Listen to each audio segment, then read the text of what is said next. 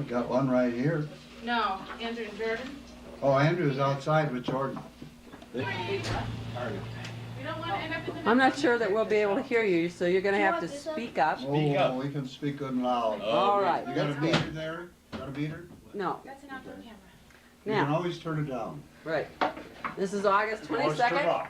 Thank you. Susie's 30 birthday. seconds, you said? No, we're all set. You're Oh, boy. recording. Oh, we're going now. Yes. Well, why don't you take the thing We're all off? gathered together here at, It's off. this is the good and the bad, Yeah. And the ugly's over here. and So the we're all beautiful set. is coming. Okay, let's go. Oh, there we go. Little harsh So- light. Nothing better. What are you going to talk about? Well, we're all gathered here at Snow Mountain Ranch in Colorado for a family get-together, nice vacation, had a good time last week, and wanted to listen to Uncle Bill and Alex talk about different things. Different things. We can about family history and what went on. Should we limit it to periods or, you know, decades or? We're what gonna would you start like? with, This is volume I one. think we'll have to The start early at years. the top here with Yeah. Mr. X. we're gonna start with, what do you remember about your early lives together, growing up in Sterling with Art and Isabel? You take it until I came along. Right, well, you see, I was all alone for about 3 years, from 1914 to 1917, when my sister came along. And then I put up with her for a good many years, until 1923, 22, what's your- 23. You know, Do I know? 23. 23, I was right. So I put it, then Bill was born.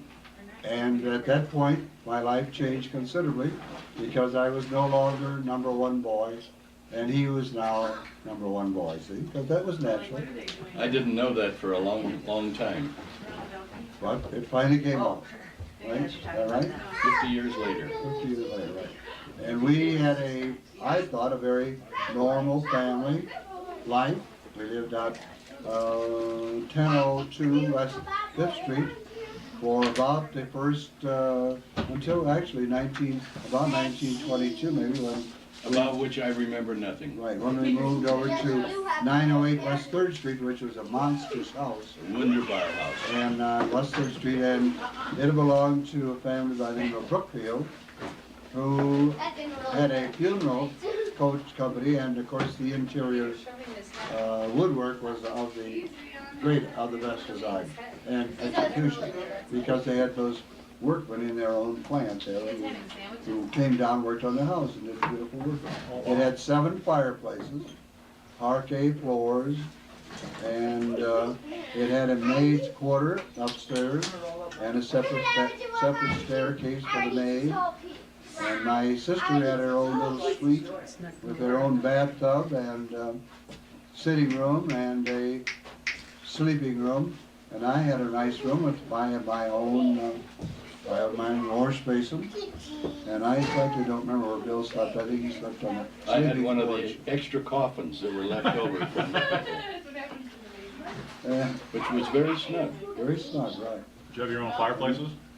Yep. Well, they were seldom used, they were expensive. But we did have a nice panel, what they call panel coal fireplace down in the den. And because it was an expensive house to heat, I mean, there was no insulation, and of course the oil went through it. Why, sometimes you just go in there and have a nice cozy campfire in the little den. And that was very pleasant in there. Now, Bill did have his exclusive domain. He was given exclusive rights to the living room, or the dining room. And he was put in there and allowed to play exactly as he wanted to play. And of course, by this time I was sort of out of the playing, you know, with the little guys. So Bill had his own room to play in. You remember that, Bill? Oh yes, my first experiment with electricity, where I put my finger in the socket, and I found out, boy, that made me jump. Now, Bill, didn't I hear about the story with you on the roof of the house?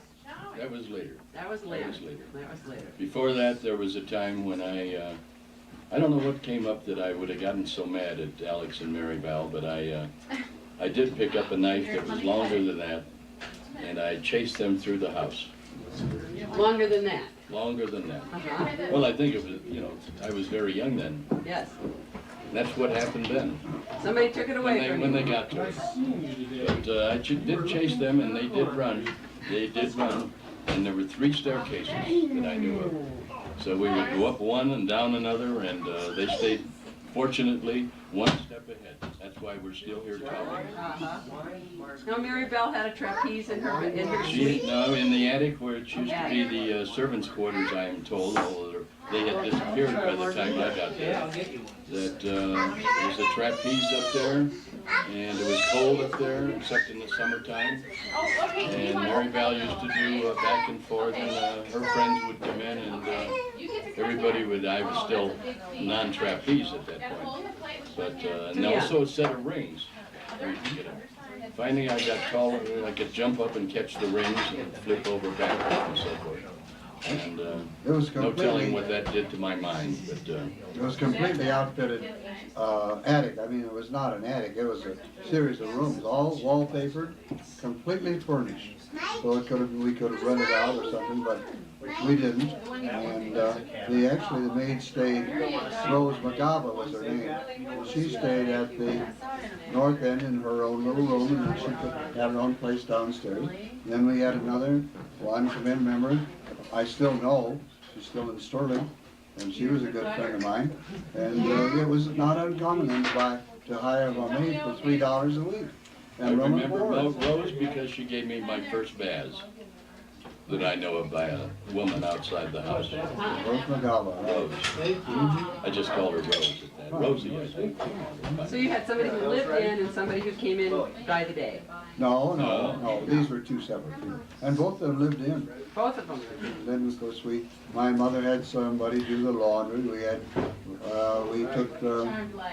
We took the laundry to different people, and then they would generally bring it back, and that was the way they made their living, and we all helped out, see, with that. That was very common in those days, although it's much more common to do your own laundry. I have to admit that. It was very unusual to have somebody do my laundry. Much before washer dryers.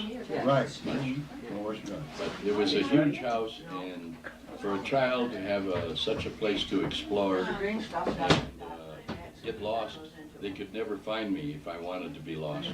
They could yell, but I was gone. Lots of crooks and nannies. And downstairs, the basement had newspapers and old National Geographics, old magazines. A magical place to go downstairs and just go through stuff, you know. I remember going into one of the, where they emptied the fireplace, you know, down below, and it had a thing just big enough, well, I was much smaller than Tyler at that point, probably 4 or 5 years old.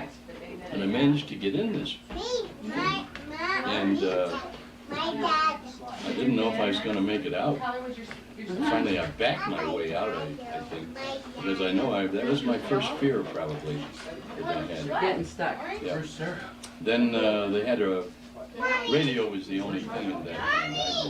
We had a radio that I had a cat that my first cat that I took and put him or her up beside the radio, and I got her the cat to sit there leaning like this. I finally trained it to lean up against in between the radio and the wall. The cat didn't seem like it cared for it that much, but it would just get bemused listening to the radio. And every time it tried to get out, just push it back up. What was your favorite radio program? At that time, it was the scary one, Eno Effervescent Crime Clues. It used to really chill me to the bone in that house, you know. Jack Armstrong was our favorite. Then Jack Armstrong. Oh, he was. Well, that was one of yours. And then I'll never forget, I was listening to Little Orphan Annie, which was one of my favorites. And it always had left you on a cliffhanger about what was going to happen. And then one day, he happened to come in just at this point, and I said, I wonder what's going to happen. It was between Friday and Monday or something. And he gave me the scenario, like he was prescient, absolutely a fortune teller. So my respect for his knowledge went up a great deal. And another time I had found out that I was from a family of readers, so I got started reading, and I discovered that if I took a flashlight up with me, it was wunderbar. I could read upstairs underneath the covers. And they would send Alex up to see if I was sleeping or not. And he would come into the room, and he would, no matter what I was doing, I would have my eyes closed. He would lean down and take my eyelid and peel it up to there, and I couldn't resist anymore. I couldn't help it. He always caught me. Always. Well, I had my own method of reading. We had a staircase, main staircase, but it had two ways to go up. One from the front hall, which was a big room, and then it had another one from the other side. So I wouldn't take any book up, but I would leave one, go into the little den, and take it around there, so my parents knew, there's Alex going upstairs without any books. But I picked one up on going up the steps. On the way up. So that worked out very nicely too. So we each had our little methods of subterfuge, I'm sorry to say, guys, but we did. Well, one time we had a fire at our house. Something had happened, and we had Use your hands. we had an oil furnace, and the oil had just leaked. There must have been a hole in the side, and the oil started to leak out and caught fire.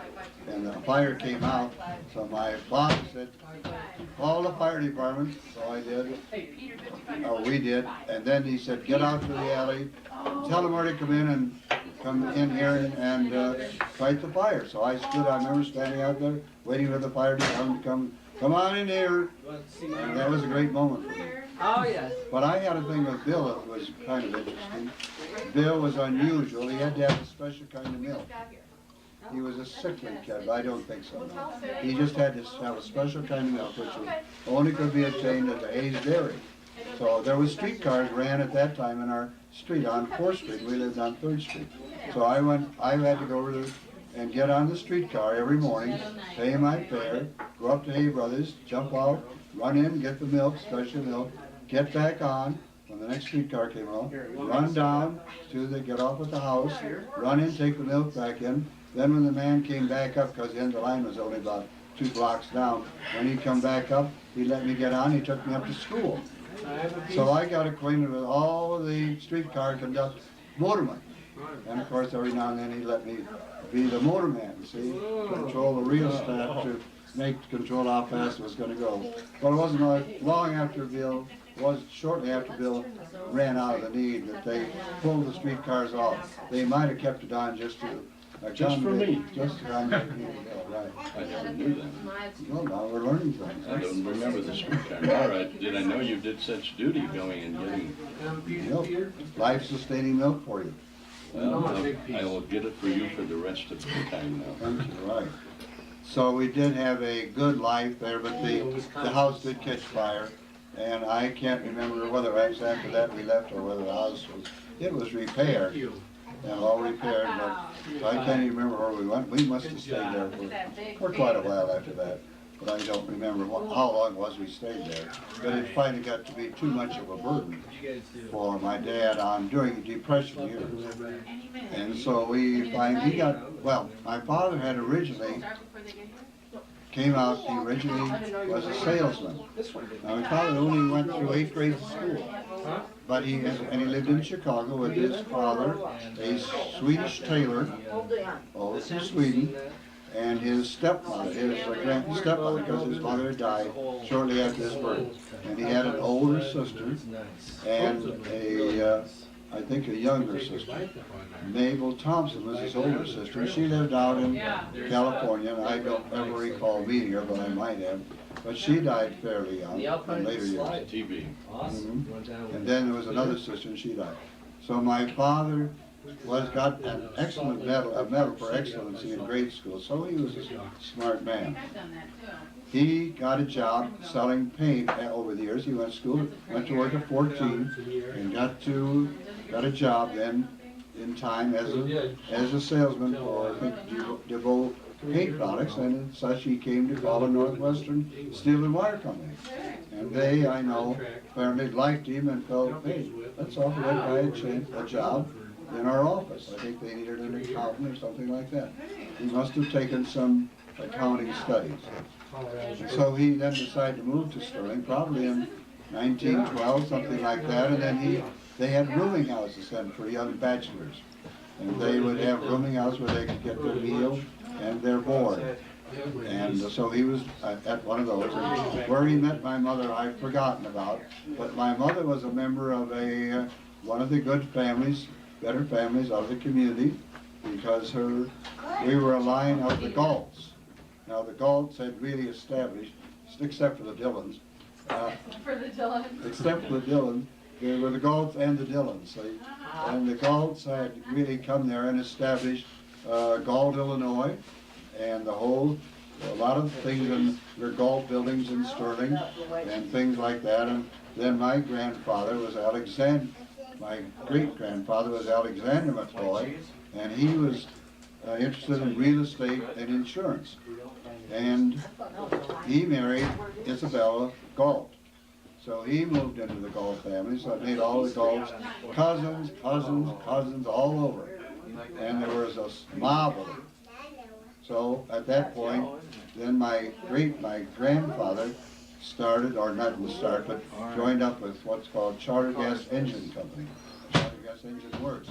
They were down Wallace Street, and they had large, great big piston wheels that were probably 6 feet wide. And that was about the only thing they were using gasoline then for. Very low compression, and that they had tremendous momentum, and they were used in lighthouses.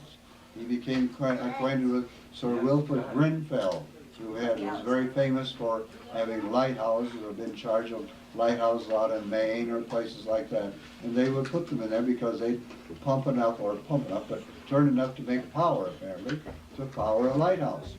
And that was one of these. Then another thing that they did was to they were irrigation pumps out in Arizona. So there was a period of time when cotton was very high.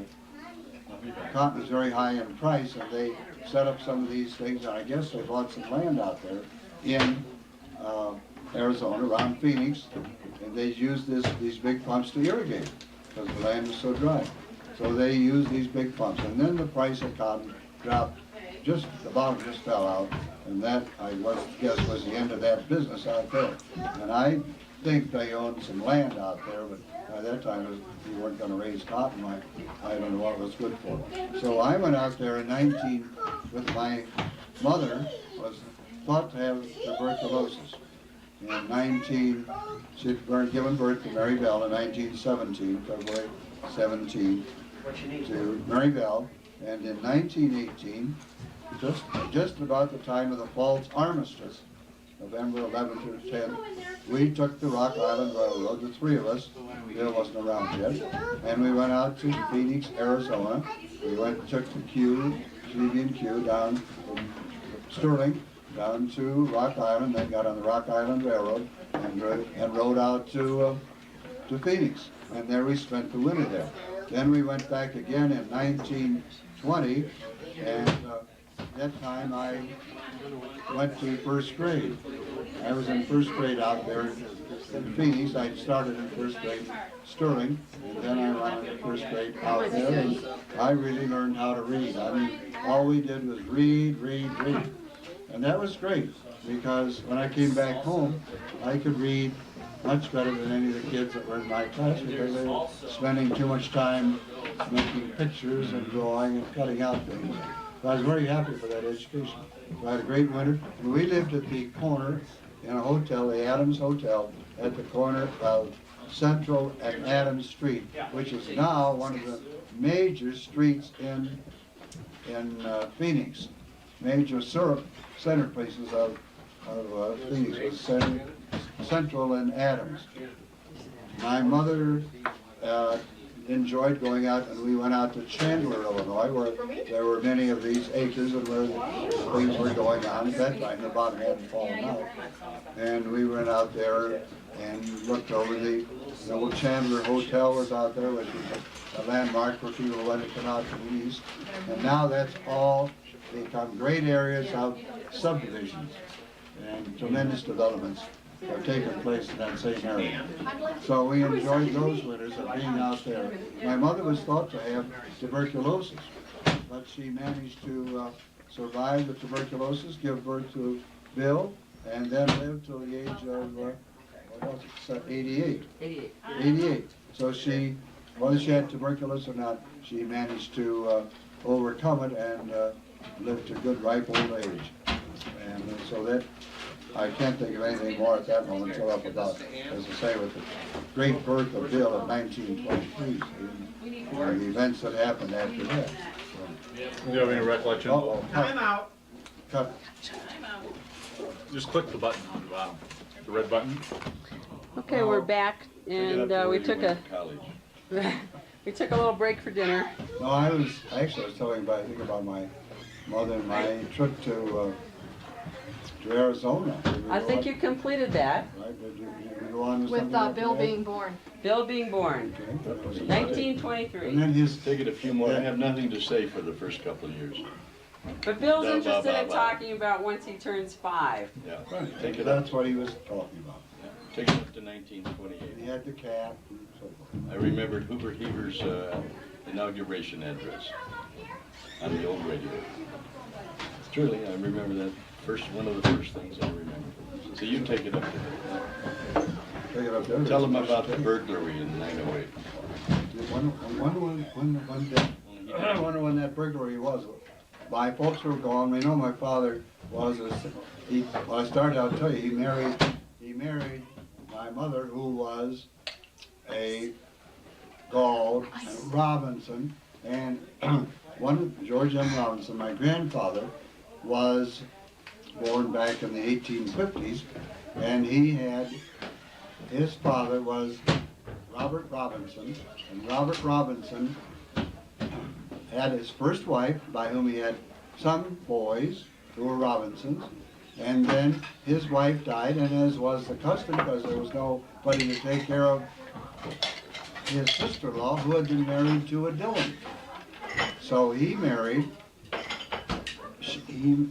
Robert P. Robinson, my great-grandfather, great-great-grandfather, married Mrs. Dillon, and she'd had already, the rumor was, 6 children by Mr. Dillon. So here is my grandfather, who was the only child born of that union of Mr. Robinson and Mrs. Dillon. So he had about 5 or 6 children over here by Mr. Robinson, 5 or 6 children over here by Mr. Dillon, by Mrs. Dillon and Mr. Robinson. I'm sorry, Mrs. Dillon. And so my grandfather was a half-brother, all these Dillons and Robinsons. And a number of them went into the Civil War. We have a lot of letters written home to him to their little brother, and by the Dillons and the Robinsons, and those are up in the Historical Society. So, and then Debbie's great-great-grandfather, Washington M. Dillon, was Paul Dillon's father, was a half-brother to my grandfather, George M. Robinson. So they were half brothers, and therefore my mother and O.W. Dillon were first cousins. As such, I just threw that in for what it's worth. No, I appreciate that. Then there was they had a department. Robinsons had a department store downtown. Not a department store, a hardware store at 211 First Avenue, and that's a little bit later story. But at any rate, my father married, now remember he's from Chicago, and my uncle, Will Robinson. My mother had the one brother, Will Robinson, and that's the only two of them. So my uncle, Will Robinson, had gone to Cornell University and become a mechanical engineer with a degree from college. And here's this guy coming out from Chicago, who's graduated from 8th grade, and going to marry into this family. Well, I don't know. I can only surmise that they wondered about him, but he was such a fine gentleman that they all accepted him very nicely, and they got married in 1913, and I was born in June 4th of 1914. I did hear a rumor that Nani Haglund said she would not obey in her marriage vows. Is there anything you could comment about that? I've heard the similar rumor, which Who'd you hear from? from Nani? her. Right. which She obviously, would not say that. which part she would not obey, not obey her husband. She lived up to that. And therefore, that set the whole tone for the rest of my family that said they weren't going to obey any man either. That's right. And for good, free-spirited women and men who are my children, our children, Jane and I. So let's see, where were we? Oh yeah. This was their marriage, and my father went to work after starting at Northwestern Barbed Wire Company for Mr. Dillon. Then he worked there for a while, and then Mr. Will Robinson offered my father a job over there in Charter Gas Engine Works. I don't think he worked there in the 1917, 1918 period, but I'm not really sure.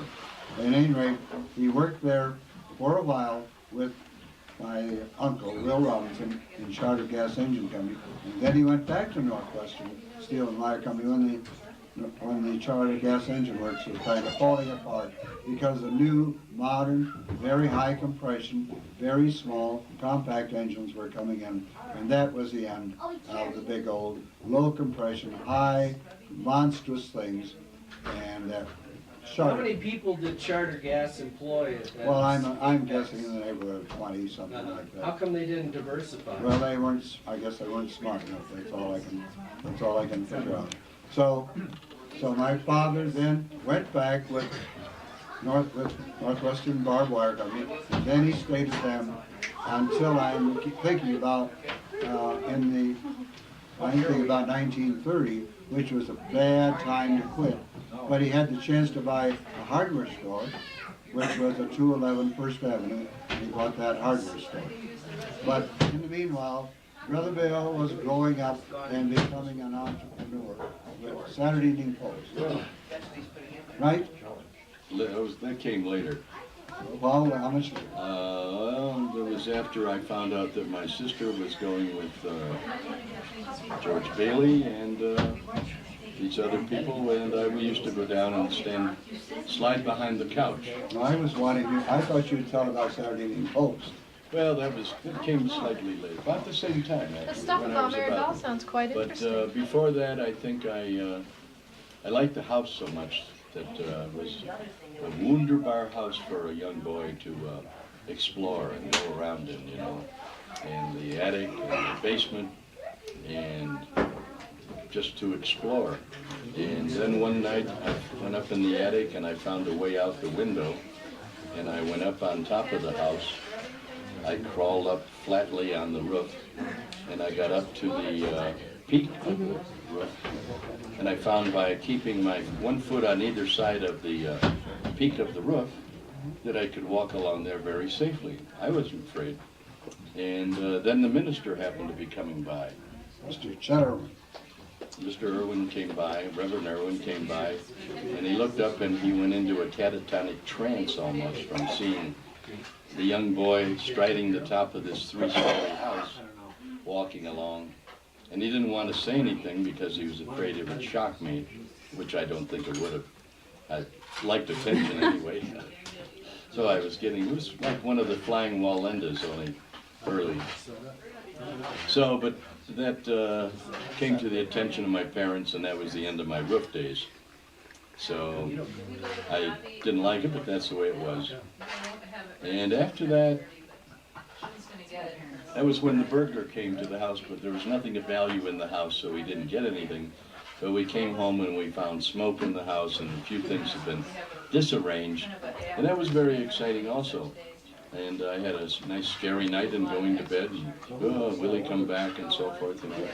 And this was during the Depression, when one of the great thrills was to go across the street to my friend Charlie Geyer's, and we would go out in his backyard, which abutted the railroad tracks, and the hobos. The difference between a hobo and a bum is that a hobo would work if you could find it, and a bum wouldn't work at all. So they used to come incidentally to my grandmother's, and she would always give them a job, and she would give them something to eat, you know, a sandwich or something. And the rumor went that they put a sign out in front, either on the sidewalk or carve something in the tree out there that either she will feed you or she won't or something, and I never did find the sign. I looked for it in vain for a long time. Well, anyway, I used to go across the street to my friend Charlie's backyard, and cars would come by, the freight cars would come by, and these guys would be riding on top, and we would wave to them, and they would wave back sometimes, and we used to dream about, in our imagination, about where are they going, and somewhere other than Sterling and places we'd only heard about. And I used to go over, and Charlie Geyer had a goat, and they would tie the goat to the lawnmower, and the goat would pull the lawnmower around the back. He had a huge backyard, and we used to go around and watch that. And I was allergic to the grass in our yard. My father used to say, how can that boy go over in Charlie's backyard and not be allergic, and over in our yard he's allergic, he can't mow our yard. Well, the secret was we didn't have a goat. Might have worked. And I mowed the whole, I remember I mowed the whole lawn. It was a whole one block wide. yeah, oh, it's huge. Lawn Oh, it's mowing enormous. Except for the house, and then of course there was there were only 3 houses in the block, so it was a good sized lawn. I think I used to watch you mowing it, and that you were so sweaty and tired that I decided that probably would go over and watch the goat in the backyard. And I remember one day I was over at Ward Dillon's, which was also across the street, and you called over and yelled something to me, which I found out later. I didn't hear it at the time, but I found out later was you want to go to the movies. And after that I learned to pay attention, because I missed a call that time that you had called. Well, Did you ever date the same girl? your brother and I mean my brother and you. Who? I would never tell about it. I don't think Bill would either. Not that I Such can. gentlemen. Very politic. All right. But I was going to tell you about my sister. I think we'll have a word in Yes, there. Yeah, we'd like let's to hear a put little And my about it. sister was Mary Bell. I was running with some girls, and there was a YMCA cabin out in Girl Scouts. around YMCA cabin, Girl Scout cabin, out in old Como, Illinois. And they had good friends out there, Gene Hopkins, and so a bunch of them would go down there, and so they took her out, and they had no way to get into this cabin. So they took Mary Bell. Mary Bell had to go to the top of the roof and go down the chimney. Now they were going to lower her, but I think the rope broke, and she fell down and sort of hurt her spine or her back. And it seemed like from that point on she had had a lot of trouble with her back. She broke her back. She broke it, yeah. Yeah, they made a rope out of belts and stuff. Makeshift rope. Halfway down, broke, she fell down, broke her back, went into the hospital, and that's when she became the queen. I called her the queen. Well, now we've heard that, yeah. What do you She went mean in- by that exactly? She went into Chicago. She was there the first time, about months in a cast, a body cast, and she was treated like royalty in there. Got the chairman of the orthopedic department, and they fell. Young man just stay in starting love out. with each other, but he was just starting out, and he was one of his patients, and they had a wonderful acquaintanceship and friendship over the next 20, 30, 40 Became the years. #1 orthopedic man in America, Who's that? Dr. Ed Compier, Oh, that's, and stayed with her the rest of her. They became friends the rest of her life, really from there on. And he was just starting out at this point, so took it as a, she was a very personable girl. She was writing stories all the time. She didn't have much to do in the bed. She was writing stories, and next bed to her, next room to her was they wrote that comic strip, remember, something Mary Orr or something like that. Mary Worth. Mary Worth, right. And the woman that wrote it was named Orr, and anyway, they became friends. So she drew some cartoons of Mary and Mary Bell and stuff like that. So she had a great life in there. She became waited on, and everybody, couldn't do anything wrong. So she brought that back when she came home, which I didn't particularly care for it because she became the queen in her suite back there. How old was she? That was in 33 or something, or before that, no, it was before that. Before that, right? Before that. So, So I remember graduating from high school. So how old was Mary Bell, though, about when well, that she'd have been happened? about 12, she was in About the Girl 12, okay. Scouts. So. Yeah. I remember my father was traveled a great deal for Northwestern Steel Market. He later went back to Northwestern, and after hardware business went broke, and during the Depression he went back with Northwestern. They used to credit him with keeping the plant going by going to Sears Roebuck and getting orders for fencing, barbed wire, nails, and all that sort of thing. So they were really, really hard times. So you didn't suffer during the Depression? No, we didn't We suffer, but nobody there did was suffer always because we food didn't know on the they were. table, and, We didn't know bad times, but I guess they Did were. each of the 7 fireplaces always have wood, you know? No, we cut down on the, only one fireplace really went into action. That was the one in the living room, which was, And the little candle fireplace in the den. yeah, in the Didn't you library. used to read by candlelight in the back stairway? Isn't that what you used to tell me? Flashlight. Flashlight. Up in bed too. So they had batteries then? Batteries, yeah, sure. Didn't have electricity. We weren't before batteries. And then Mary Bell went out skating one day. She went right back soon as she got healed on her back. She went out ice skating. Very active girl, cheerleader and so forth before she broke her back by that time. And she went out ice skating, slipped, broke her back again. And every time she went to the hospital, they did what's called a spinal fusion on her back. They took a graft from her leg and put it on her back. Finally, I think it was 5 or 6 grafts that were done on the whole thing. And she kept, breaking it and so forth. And of course, this then proved psychologically to be a way to get attention also. I mean, it just worked out that way. So I can't say that she ever did it on purpose or anything like that, but that's the way it worked out, so she got attention. And then she finally married a doctor, of course. She became a nurse. Wasn't strong enough to become a nurse, and then she became a record medical librarian, and that's when she met Pete Dr. Gray. But that's much further along in the story. I think you ought to relate your episodes as a Saturday Evening Post. Saturday Evening Post salesman. Well, my best friend, Johnny Platt, was selling Saturday Evening Post and making some side income, which was, we got $1.50 cents a post commission.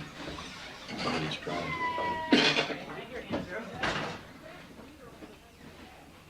Things serious, I hope. Is it still moving? Camera's rolling. Can we shut it off? No, do you want it off? Might as well suspend it for the moment until we find out whether it wasn't the center of attention they were taking it on. So I went after him with the bread knife, and I got attention. So that's why you had them turn the camera off, because you weren't the center of attention? Jeff, Oh, Andrew, yes. took over again. Well, we're back. We're back. We're on. We lived on it. Back to the Saturday Evening Post days. Right. Okay. My good friend Johnny Platt was same age, same grade. He was selling Saturday Evening Post and making some, I think he was making about 60 cents a week or something like that. Penny and a half. So I tried it, and I used to go down and all the offices downtown, all the lawyers, the judges, Judge Weaver and a couple, can't even remember the other, Ludens. None of them ever bought a Saturday Evening Post, not once. None of them. So, but I kept going there. I kept thinking I'm going to soften them up one of these days. I'm just a little kid, right? But a nickel was a nickel in those days. And I used to meet the Greyhound bus and try to interest them in a, but I didn't like I didn't like anything in it. A couple of cartoons they had, but I didn't like any of the writing. But I found out what other people liked. One of the teachers, Helen Immel, she liked articles. Always bring me a post if there's one by a guy named Garrett. I still remember this. So I'd always look and see if there was, and I'd take it and make a penny and a half from the teacher, who later became my 8th grade teacher. Another one, bad thing, a friend of my mother's. Didn't help at all. So anyway, it got me out into meeting people and talking to people, and And how old were you? at that time I was about 10 probably. And working up, and then I bought Johnny Platt's route. And when I bought his route, that caused a lot of problems because in the wintertime, it would get real snowy and icy some days, and I couldn't ride my bike around. And so my mother used to drive me in the car. We'd go out, and she'd spend more money on gas than we could possibly spend selling the post, but we got it to the people on time, right? And What a nice mom. all up in your area in 11, 12, right around in there is where most of Johnny's route had been. So, and I stopped going to see the Greyhound, which never bought much anyway. And so now I had a route of 100 posts every Tuesday to deliver on Tuesday. Wow. So, thanks to my mother, she would we'd get out, we'd see the post got there on time, and that was my Saturday evening post trip. That doesn't sound like a lot of money, but $1.50 was pretty good money in those days because 10 cents got you into the movies. Yep. 10 cents would buy you a brownie and a dish of ice cream. So $1.50 meant Bill was about as wealthy as AC and Ben with their extensive earnings. Huh? We'd go down and my friend Ward Dillon or Johnny, we'd go down and go to the movies. Be a dime for the movies, a nickel for a bag of peanut butter kisses, and some caps for our cap gun because it was almost always cowboy movies. And we'd go in and You take the gun with the cap caps gun. into the Well, into for the some movie? reason they allowed us to do that. Yeah. Never seen fired or anything, you know. We didn't fire all the time, just Just at period. the right time. Critical points in the movie. And at that time they still had an organist down in the Sterling Theater. What was her name? Last word. So, then the movies was the movies and the radio was our main entertainment in those days, you know. I listened to the radio at night, and on a clear night, sometimes you would be able to get Denver. What a thrill to get Denver, KOA out in Denver. And it would come and it would go according to the waves, you know, but to hear Denver, never did get California, but we get Denver occasionally. And listen to these programs, you know, which was our main form of entertainment, plus the movies. Remember Charlie Chaplin? You tell your movie story. No, I was going to tell about my story of when I was a junior in high school. I was a year, somewhere between sophomore and junior. My friend Dave Matthews, in the summer of 1929, had worked in Chicago on a whale boat, which was called the Christopher Columbus. A whale boat was built like a whale, big and round like this, and had a superstructure then on top of it, where they would have staterooms, ballroom, and eating. Everything was there. So that was the Christmas Columbus. So Dave couldn't work the next summer, and so friend John Hanson and I said, "Hey, why don't we get in on that job? Get a chance to get away, get to Chicago." So we signed up to go, got arranged to go in there and go to work. Well, we couldn't go in alone because we were too young to be in the big city. So they had my cousin, George Robinson, and his friend, John Winger, and they were old sophisticates because they had finished 2 years of college. And so they were 4 years older than we were, and they trusted us to be in there with them. And that was a wonderful experience because we lived up on Michigan Avenue, just off on Ontario Street, and which is a very high-class Stony neighborhood. Then, at that point, they had a rooming house there, so two of us stayed in a room, and we paid $10 a month for the room. And then we got our meals, basically, down on the ship. And for that, we were paid $65 a month. Theoretically, room and board, but we didn't want to stay on board the ship. So we got off every night, and we had to walk down and be there about 9 o'clock. And we could walk, of course, because our ship was docked at Michigan Avenue, just east of the Michigan Avenue Bridge. And so we walked down there, just a short walking distance, got on, then we'd go to Milwaukee, and I was selling cigars, cigarettes, newspapers, books, and things like that. And we would get to work for a while, and then we'd get a break. Then we'd have to go over and take the break for the guy who was selling root beer. I drank so much root beer that summer that I wouldn't look at root beer for about 3 more years. But it was great. And then George, I'm sorry, I was thinking of John Winger and John Hanson worked upstairs on the ballroom floor. And I really sincerely believe that was the summer that Benny Goodman played there, but that's an unknown factor because he played in one of those excursion boats in that summer. And so they had a dance band there, and the band played, and there were some young ladies came on that we had a chance to get acquainted with, but we had to work, of course. But when we got up to Milwaukee, and we would dock right downtown in the Milwaukee River, then we were off for about an hour and a half. So we'd go over to what was called, there was an arcade route right downtown. It was a foregoer of the malls. And so this was downtown, and there was a place in there where everybody would gather in and see what was going on. And the girls would gather in, and you didn't have to spend much money. After a while, we'd amble back and take off from Milwaukee at 5 o'clock and be back in Chicago a little after 9. And then there wasn't much to do for guys that are 16 years old, nor when they were even 20 years old. But so we did sometimes go up to Bughouse Square. Well, Bughouse Square is about 3 or 4 blocks north, and that's where all of the communists, the Nazis, everybody had a chance to get up there and talk, and they could have their own little soapbox and talk without interference from the police or anybody else. So that was kind of an experience. But basically we were good little guys and simply went back to our room and went to bed and got up the next day. So that was the last summer that the Christopher Columbus ran. The Depression really took hold, and it stopped running and finally was cut up into scrap metal.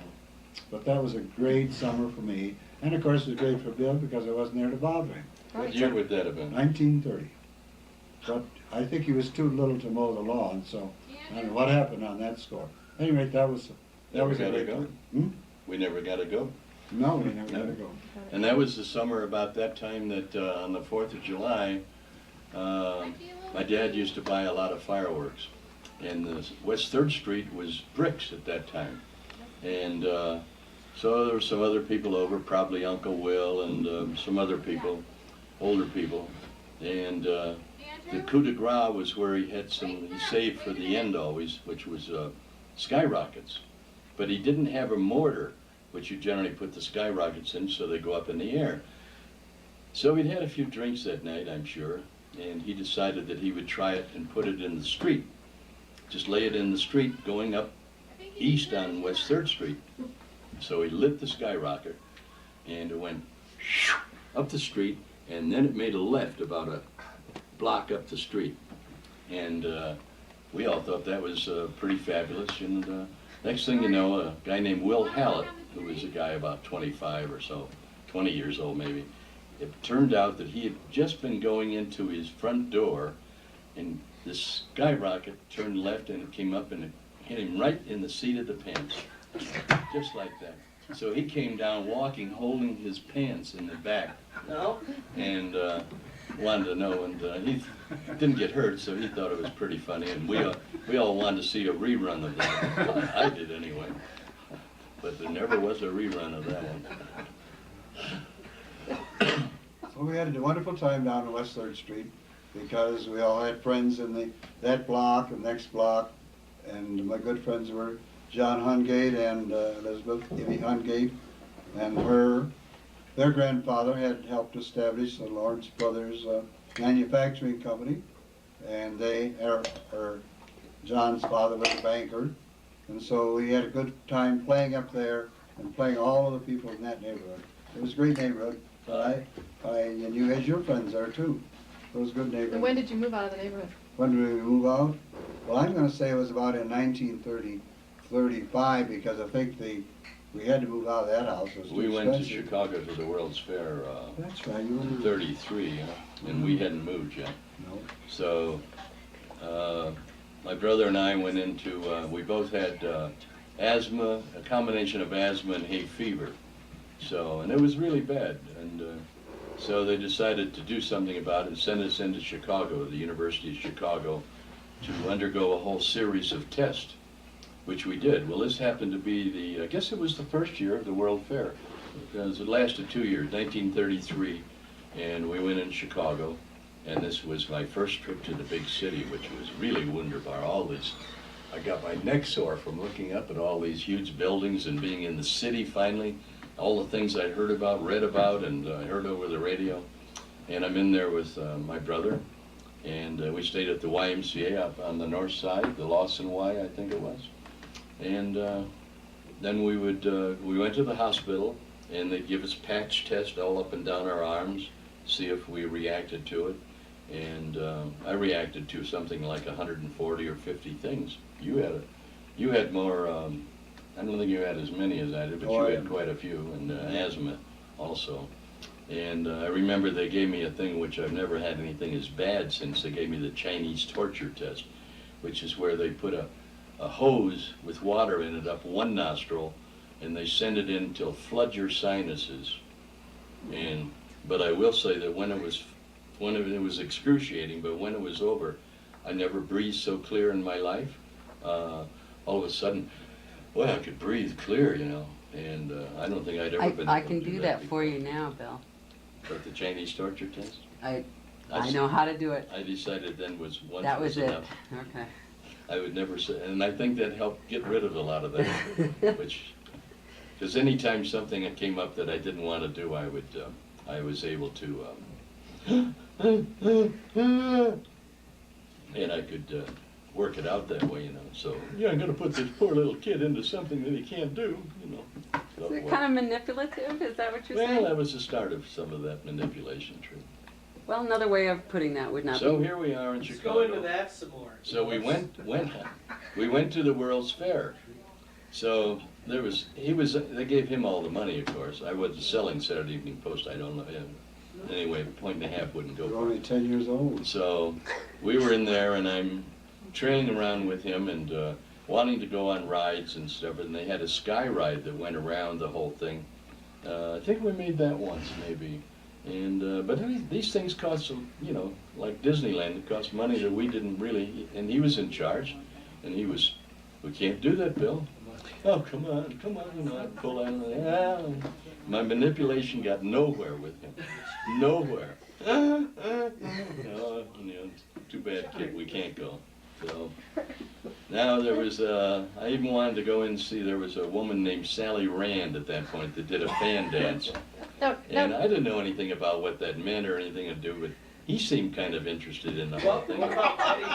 And to this day, I'm not sure that he may have gone in, but of course I couldn't have gotten in anyway. But, so I always kind of, I never got to see Sally Rand.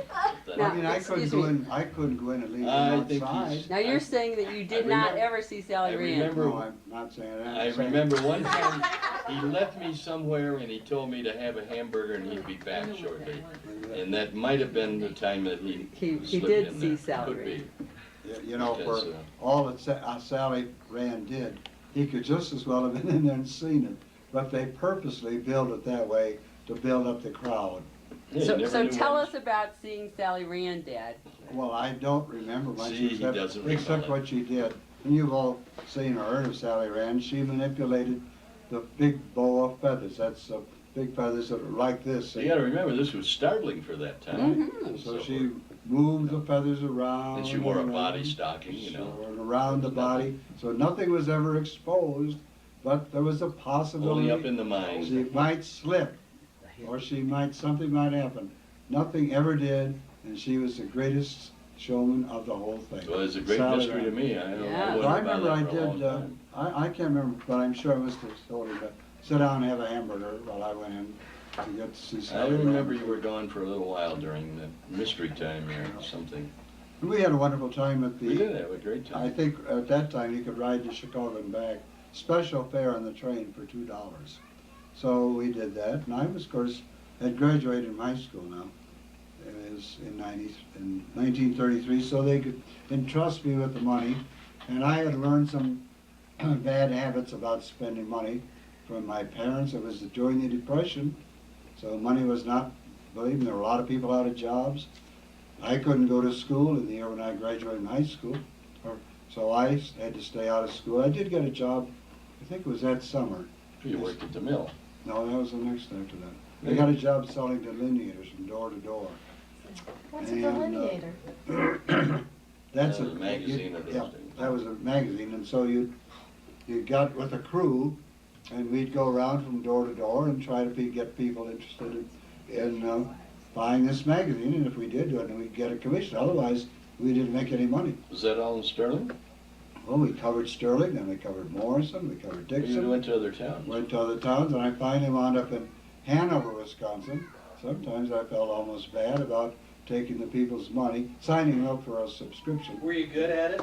Oh, very good, right, but tough times. It'd be nice to say that that's where he met Jane, but it wasn't. It didn't work out at that point. So I got over to Hanover, Illinois, and finally, the business was terrible. It's a small town. They had those small... Stranded you. And it just wasn't enough money to keep me going. We'd live in a rooming house or something like that, and had to eat the meals. Everything was cheap, you understand. So all you had to do was get us $1 down, and I'm afraid that there were some dollars that were given to us that never got turned in. I turned them in, of course, but there were some of the guys that were salesmen who might have taken the dollars and not turned them in and spent them, because that living was first. So we arrived at Hanover, business was poor, so I decided that was the end of that. So I went home. Now, then March of '33, my friend Moses Dillon and he was considerably older than I was, but I'm not that much older, so we were good friends. Went through the YMCA, and we decided we were going to sell lightning drain rods from door to door. We'd probably seen them in the Saturday Evening Post. So we'd buy them for 7 cents and sell them for a quarter. And this would clean out your drain, see? If it didn't poke a hole in the bottom. Fortunately, we were gone by the time that usually happened. So if we sold 10 a day, that's 70 cents, and that was 70 cents more than we had. So we worked Sterling and Dixon, and the worst day that we ever had was the day that President Roosevelt had just been taken office, and he declared a bank holiday, and all the banks were closed. And here we are trying to get money out of these people for this 25-cent item, and the banks are closed, no way to get money. We persevered, and it seemed to us that the houses that could least afford it would take pity on us who were working that hard to get money for their starving mothers and fathers. And so they would give us money on the title skinflints. Nah, go on your way, buddy, you know. So we learned a lot about human compassion, of the underpaid and undernourished for those of a similar kind. So that was a great experience in the March of 1933. I was very happy to have that experience. And Bill was selling his Saturday Evening Post, and now this was right in the middle of the Depression. Now, it was about that time, or maybe just before that, in the big house down in West 3rd Street, we had a huge porch out there. And our father had bought a roulette wheel, small one you push the plunger in and lay out in a bunch of chips. This is where I got my start in that area. And so we would all sit out there, and Mary Bell and some of her friends, and I think you were gone. I don't remember you around at that point. You were probably selling on the route. Right. But so we'd go out and we'd play roulette there for hours. And the postman would come by, and the postman would say, well, give me a stack of chips. And there wasn't any real money involved, you know. Give me a stack of chips. So he'd stay there until he lost the chips before he would take the mail to the next place on West 3rd Street. Andrew, stop! So we'll Okay, Hit the roulette wheel. No, Where- you're the postman. That's right. We were the postman used to come and lose all his chips, and then he would go on and do the rest of the route. Nobody objected. This was very easy, free-flowing times in those days. And then my dad would come home for lunch at noon, and he'd get a stack of chips, and he would play for a while. And as I say, there was no money involved. It was just chips. but everybody seemed to really enjoy it. You know, the time went very fast. Then, do you remember the chain letter came out at that point? Well, the chain letter was everybody's chance to get hold of something in those, and this was the start of the chain letters. You would go to the dime, 5 and 10 cent store, and you'd buy a stack of these things to send to other people, and send a dime, or I think something like that. Well, we never got any. We used to sit around doing that. And also then the wire mill checks would be brought home, and the whole family would, remember that? We would all sort the checks out there. And, Well, I didn't remember that, but I remember I did that when I was in 7th and 8th grade down at Northwestern Barbed Wire. I had a job after school. That's how penurious I was. So I had a job after school. I think it was a quarter an hour. Penurious, you were hard working. Yeah, right. So I sorted the company checks and got them all. How much were you getting? You remember? 25 cents an hour. I Well, knew maybe it. it's I less knew than he that. was getting more than I was. Well, maybe it was I more. went was down older. on Saturdays, and then Ward Dillon and I went down, and we worked from 7 in the morning on Saturdays till noon, and we got 50 cents at the end of the 5 hours. And you were getting a quarter? Maybe I exaggerate. Maybe you were I older. might have. Maybe you were older. No, I was, I well, always knew he was getting more than I I was was. in somewhere 7th along or the 8th, line 7th or 8th grade.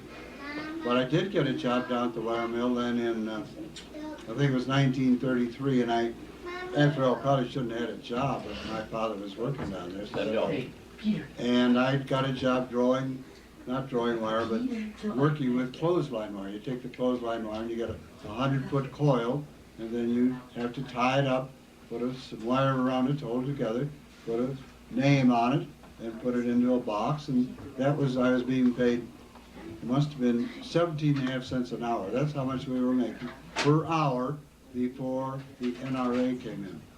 And then President Roosevelt and Congress put the NRA in, and that said your minimum, and I was working 58 hours a week at the time. 10 hours a day, from 7 till 5, half hour off for lunch, 7 to 5:30. For your half hour off for lunch. And then on Saturdays, well, I worked Saturdays, all day Saturday, up till 3:30, and then we only got 8 hours that day. So we got 58 hours a week at 17.5 cents an hour. So the NRA came in, and that meant that we were cut down to 40 hours, but our pay went up to, I think, about 57 cents an hour. So we were really making money, because we were working less and making more money. Well, it became unionized at that point, right?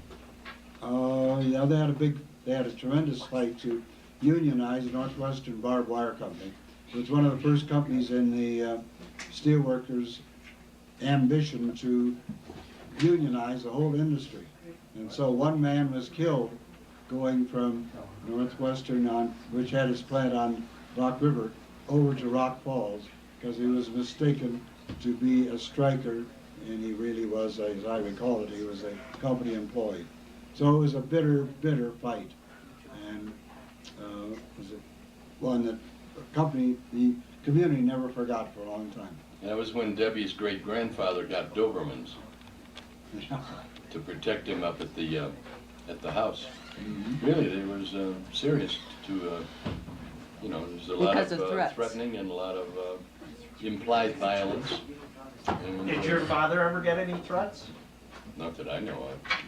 Not He that was I know. behind the scenes in the office, and he wasn't the one they would attack, basically.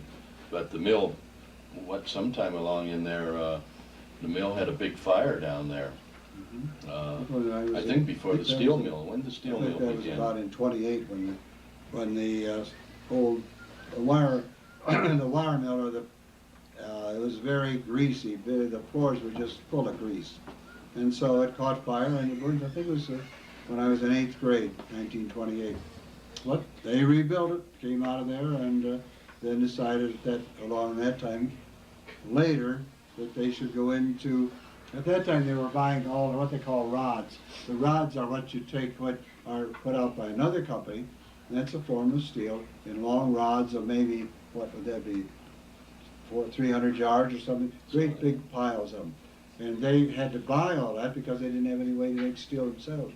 So they decided to put in their own mill or their own furnaces to produce these rods out of their own steel.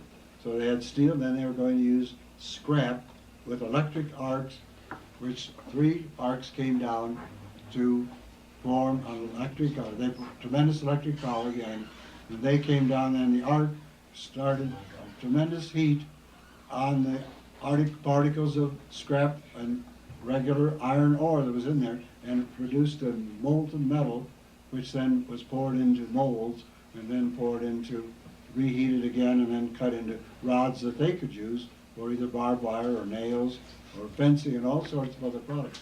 So that was along in that period of time. So my father was instrumental in working there until 1951 when he finally retired. And he retired as executive vice president to Mr. Paul W. Dillon, who was Debbie's great-grandfather. And he had a good job and was well taken care of, but unfortunately they didn't have any pension.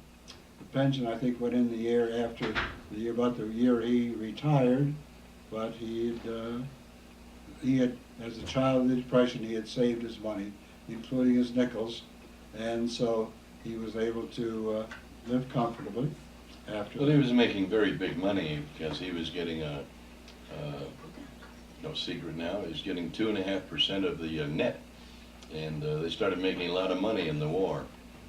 And he got some very big paychecks for those days, up as high as $75,000, $80,000 a couple of years, which was fabulous for those years, in those times.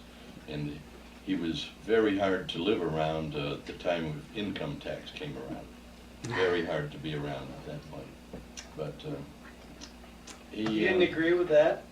Pardon? You didn't agree with income tax? Well, he didn't like, he just started making big money, and he's got to give a bunch of it back every, Of course, the rates weren't anything like they are now, but it was still a lot to give back. I stayed out of school in 1930, graduated in 1932 from high school, and times were really tough. And so Really tough. I just Dad just didn't think he could afford to have me go to college. So I said, okay, well, what else am I going to stay? I didn't go down there like a few occasionally did, and I just started down there, went down, got jobs, found a meal job, but I didn't. I waited out a year, and then my friend of mine that I knew had gone there, and he was going to be there another year, so he said he could get me a job in a sorority house washing dishes, and my father felt he could send me $25 a month. $25 a month. So with that, I paid $10 room and board, $10 for the room, and I got my meals, and then I'd eat out on Saturday night, Sunday night, and the rest was for spending money, which would be maybe 50 cents a day, and that was big money. So I got through, that enabled me to go. We didn't think I had enough money to join a fraternity, so I didn't. But I never felt that was any great trouble, so I managed to work with the independents, and we worked in politics, and so I was vice president of my class the senior year, and so I was very proud to achieve that much. And so then finishing up, I worked for 4 years, and then decided the last 2 years things had improved for my dad. And so I didn't have any job the last 2 years that I was in law school. So I would have graduated in 1937 with the commerce degree, but then I graduated in 1939 with a commerce and law degree. And that's when I was, by that time I was finished. Mary Bell, in the meanwhile, had started down to Knox College, and she went to Knox, and she went down there for 2 years, and then decided she wanted to become a medical record librarian, and that's when she went east to around somewhere on the suburb of Philadelphia, where we had a friend living there, a friend of my grandmother's, really, I think, and my mother's, and she invited her to spend a year there with her, or just 2 years. And she lived there. We went east and took her there, and this was, as I recall it, in the fall of 1939. I just graduated from law school, and we started east and got there and we had another friend who was living in Washington from Havana, Illinois, a great friend of Senator Scott Lucas, who was a prominent member of the Senate, and the president was going to give his famous Lend-Lease speech. So I was privileged to get a seat in the House when President Roosevelt gave his famous Lend-Lease speech there in the fall of 1939. I had taken my bar exams at University of Chicago, went down, took the train down to around Harvey, Illinois, met them there, Mary Bell and my mother in the car, and we drove on east to around Philadelphia. Remember the name of the town? I know. Anyway, Philadelphia, Swarthmore or something like that? something like that. Where she lived, that was a very high-class place. Very lovely spot. I Yeah. have a question. Was it one of your relatives that invented the baseball signals? That's what legend has it. Will you tell us the legend? Grandpa, well, Grandpa Robinson. Mhm. She was a great baseball player. We had pictures around of the teams that he had. Uncle Will played on the team. I don't know whether Dad did or not. Wouldn't surprise me. And he apparently, they weren't giving any signals, using any signals to show the strikes and the balls. So my grandfather proposed this was a statement, and they adopted the hand signals on the left, where there wasn't the balls, and the strikes on the right-hand side, or vice versa, whatever it is. And so they then began to use those, and people could know then what was called. And of course, at that point, there was no radio or television. He died in 1917, so that went back many, many, many years. And I of course, never knew my grandfather. Matter of fact, I knew none of my grandfathers, and no grandmother. So the only one I knew. We were unlucky that way. The only one I knew was my grandmother, Isabel Robinson. She lived at 508 West 3rd Street, and she died in 1939 or 1940. I think they went east, and maybe to get Mary Bell, and she fell down some stairs in a home that they were visiting. She fell down some stairs and lingered a while and then died. But she had lived, she was born in 1850, so she must have been in the 80s when she died. And so that sort of made our change of our life. Then all the parents and the grandparents were all gone by that time. Now, Bill, tell us about you going to college. We have about 45 minutes left, so I want to make sure we get into the interesting parts of you two being adults. You don't want to hear about my wire mill experience? Oh yes, tell us about your wire mill experiences first. Well, Ward and I started out working at the mill for 10 cents an hour on Saturdays. So we got our 50 cents. Then in high school, Ward being a year older than I was, he went out and he worked in the mill itself one summer. And I worked in the office, sorting checks and some more clerical work, and getting more than a dime an hour. But Ward went out and worked. He'd have been about 14 at that time. And then I went out in the mill the next year, out in the steel mill, and like Alex described earlier, it was with these big electrodes going in the electric furnaces. It was like working in, very close to working in Hades, with the noise, and it was like a Frankenstein movie going on at that point, with unbelievably dangerous. And this is, the union had just gotten in and they hadn't gotten the safety program started like they did when they found out it was to their benefit, and it cost money to put in on all these things. And so anyway, I was working out in there, and my first summer out there, my first summer, Ward and I worked on a thing called the slag pile, which is where they periodically empty the stuff that accumulates inside a ladle, and then they put it outside the bricks and so forth, and they make a pile out of it.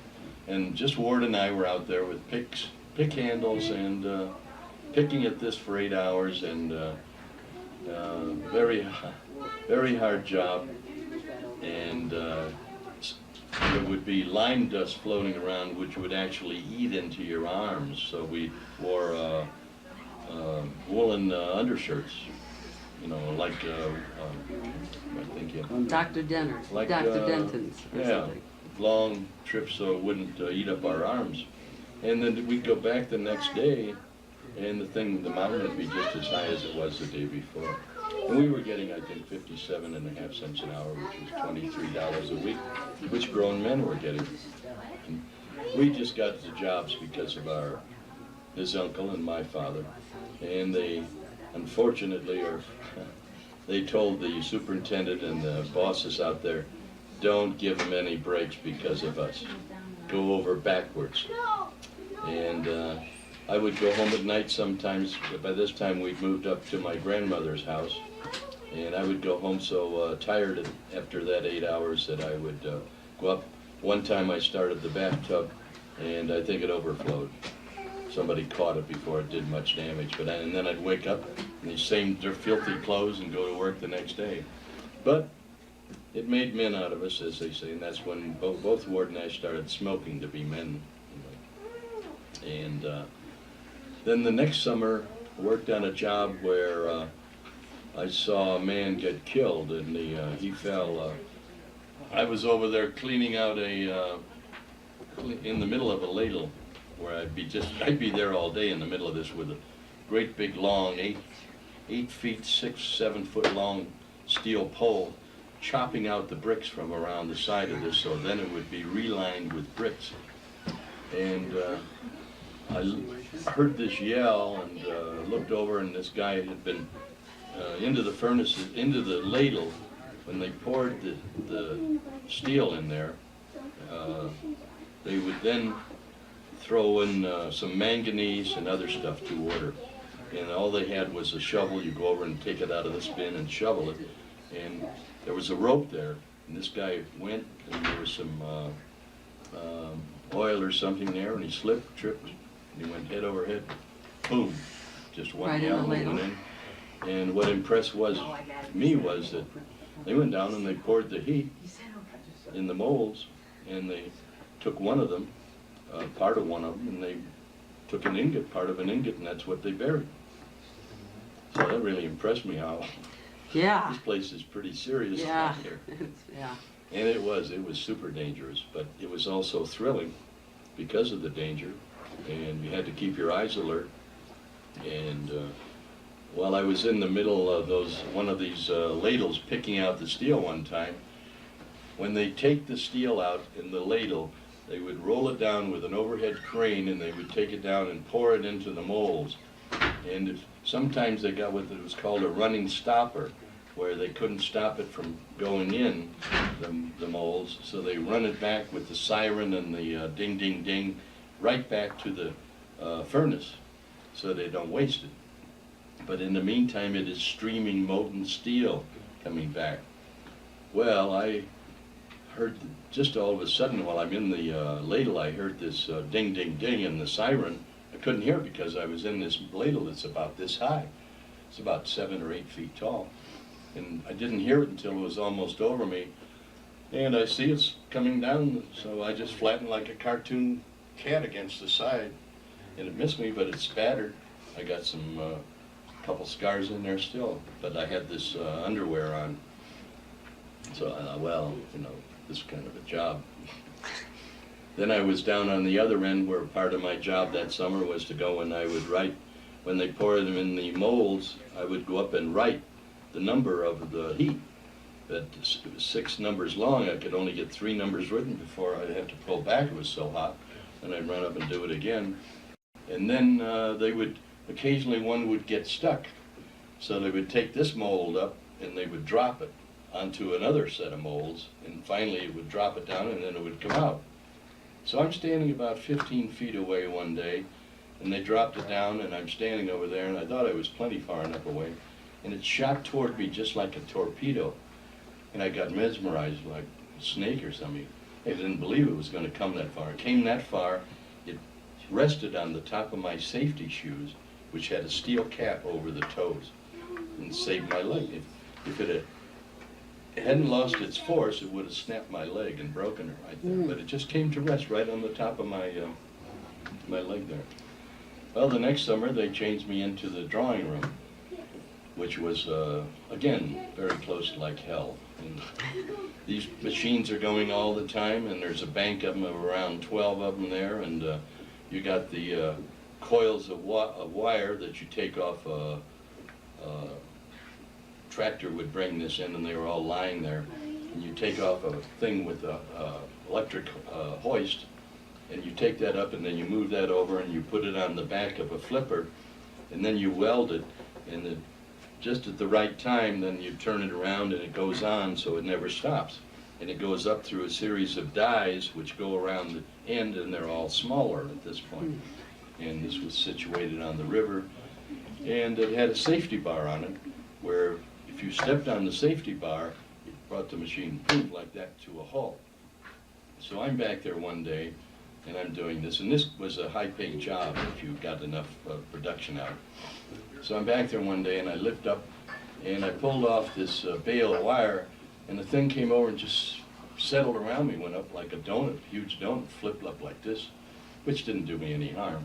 But then one time I put on the flipper and I turned it around, but it got caught, and the next thing I know it's dragging the flipper and me along right up to where it was going through the set of dies. So I jumped off, ran ahead of it, jumped on the bar, nothing happened.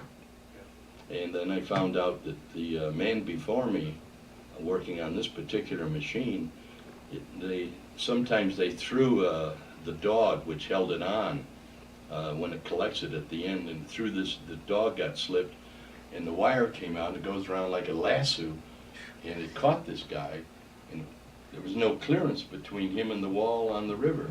Took him around, and that was the end of him. I didn't find this out until later, and another dangerous job. This was all during high school. Yeah. And He graduated in 1941, yeah. so, and that, of course, was just prior to the war, but we were in Lend-Lease, so we were making a lot of barbed wire and stuff like that. I presume Going full capacity. Send overseas. And Full capacity. Everybody. I worked also, I also worked in the, we still going? I also worked in the wire mill, and I had a job down in the furnace department. My job was to read a pyrometer for a while. Cool job. Now, a pyrometer is an instrument that tells how hot the molten metal is in this big ladle. So I had to get there real close by and get a reading. Well, then I'd tell the man who was in charge, and he would have to decide how much if he wanted it hotter or cooler. And he didn't really care because these guys had had a lot of experience, and they said they could tell just by looking at the color. But we had to give them the reading so it could be duly recorded. So I had to do that. So I guess the first time I went out in the furnace, it was a job of carrying a big wheelbarrow of lime and that, or limestone. That was a hard job. I mean, it was hard. And I was about ready to quit at the end of the first day, but I couldn't do that. So I guess I complained a little bit to my dad, and I guess he did get me taken off the wheelbarrow, and they could put somebody on who maybe had a stronger back, and he got that, and I got to be a pyrometer reader. And I took the measurements of the place for the whole year. But it was right down that dangerous portion where the things happen, just like Bill told. And You had to be there to see what it's like. I'm sure John has seen what it's like, but not, conditions are better now because of the safety factors, but it was, people were getting killed and losing arms, losing legs at this point. And I wanted to join the union. My father said, "No, you're not going to join the union. You can't do that." But Ward and I both decided we'd like to join. We were all for union. Sure. Anything to make working conditions and We'd working. come off work, and Ward and I came off work one time, and the men that were working, they used to be out there maybe 5 or 10 minutes before the whistle blew at 3 o'clock. And Ward and I joined the men, like the rest of them, you know. And P.W. King, he was omnipresent. You never knew where you were going to see him, but you could be sure one thing, he'd show up sooner or later. Didn't matter if it was 3 and 4 in the morning, he'd be around. Anyway, he shows up and he saw Ward and I there, and he took us to one side and he said, "Boys, you've got to understand one thing. When you've got, I don't know, in those days, 1,200 men times 1 minute, that's 1,200 minutes, blah, blah, blah, you know, and how much money he was trying to impress on us." And so from then on, we weren't allowed to stand and wait in line. Another penalty. Yes, yeah. so we're very grateful to Paul W. Dillon for giving us jobs to make some money Yeah. to go to college, and really helped at a time when there weren't any other jobs for kids. aside. Yeah, that's true. Tried selling magazines, and I tried selling, delineators and all stuff, but that was real money to go down there and work at the wire mill. Yeah, grown men were making $23 a week. Yeah. And we were making what they were, Well, I've a couple of questions I absolutely want to get in before the tape runs out. We got about 35 minutes, 30 minutes. Bill, tell us about dating June Lockhart. Tell us about your days in Palm Springs and dating June Lockhart. When I got out of the Army, I went out and Pete was a doctor, Attorney General, and your dad was in the, just getting ready to go overseas out of, what, 29 pounds? Indian Wells. Well, it was right out there at, remember, we were out there right at halfway between Palm Springs and Indio. Palm Desert. Palm Desert. Right. So I went out to see him one day, and he gave me one of the main tanks of those days to drive. Put me behind. You just come out from where you I'm in this tank, and there's a tree shows up. Oh, go ahead, go over the tree. So okay, we went over, knocked the tree over. This is a real tank? Yeah, a real tank. Not a car, a tank. No, main tank. I don't know the name of it. One of the big tanks of that time, and that was very impressive.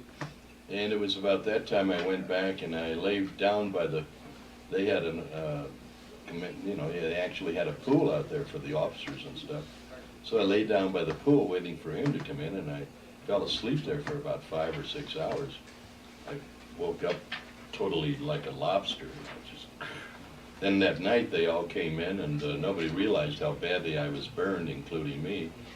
So they gave me I had a bunch of Tom Collins, which I couldn't get enough thirst, and they were playing poker, or small penny ante poker or something. Played that night, and the next day I came down, I had about 104 or 5 temperature. Went back where I was staying with Pete and Mary Bell at their house, and Pete gave me some sulfa, which brought the temperature down, but for days I could hardly stand a sheet. I peeled all over. And then I went up to Lake Arrowhead to get a job, and I was going up to be a truck driver, and they found out I had a year of college, or part of college, so the guy who was the night auditor of the North Shore Tavern was leaving. Well, I guess he hadn't been doing the job. So they said, you can do some figures and so forth, so they gave me $50 a month and my food and a room. And part of my job was, to do put the stuff together for the guests. There weren't that many, maybe 20, just cabins around there. And then I would get up and, I would finish that in a couple of hours, and then I would take a nap, and I would wake up people at call in the morning at 7 o'clock or whatever, and I was through. I would take the boat over across the way and give the transcript to the office, take the boat back, and then I would play tennis with some of the people who were there. One of whom was Peter Lorre, if you ever heard of him.